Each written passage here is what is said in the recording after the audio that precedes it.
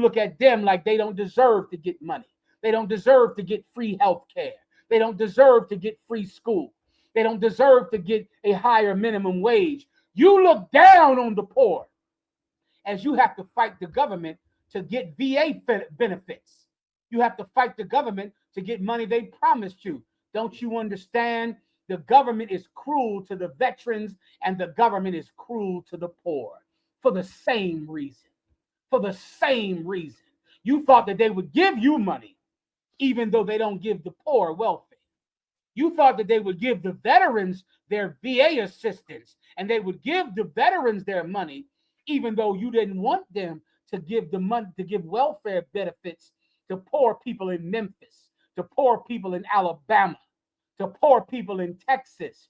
Now you've learned something. The whole time you were thinking that the poor didn't deserve their money. That's why they weren't getting it. No, the poor aren't getting their money because cruel men are keeping money from them that they deserve. Those same cruel men are going to never pay veterans of the Iranian war. They're never going to give you your money either. Maybe one day you'll realize that your enemy is not poor people in Alabama who don't have health care, who can't afford to go to school, and who can't afford to feed themselves. Maybe the cruel of this world who look just like you. Maybe you'll realize that they're the problem and not the poor. Is there anything else? Wow, sir. Please. Got more on Netanyahu. Let's go. Has officially overwhelmed the host. Benjamin Netanyahu suspects that there were contacts between the US and Iran. Okay, quote, Israeli intelligence has obtained information indicating that contacts may be taking place between elements in the Iranian regime and elements in the Trump administration regarding a ceasefire. Israel is concerned about the possibility that the US will act to end the war before achieving all of its goals. So in other words, Israel is spying on us in order to get us to continue to fight their war. There are even reports of them planting mysterious spy devices near the White House. Because God forbid, we might want to do something in our best interests for once. I mean, Marco Rubio straight up admitted it, that we are fighting Israel's war. This is so deeply embarrassing that we have lost total control of a client state that has now gone completely rogue. Well, that's what happens when you elect a pedophile to control the military.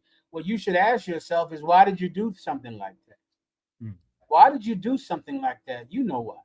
Because you're a pedophile too. You see, you don't care about morality when you choose a leader, when morality is the most important factor in choosing a leader.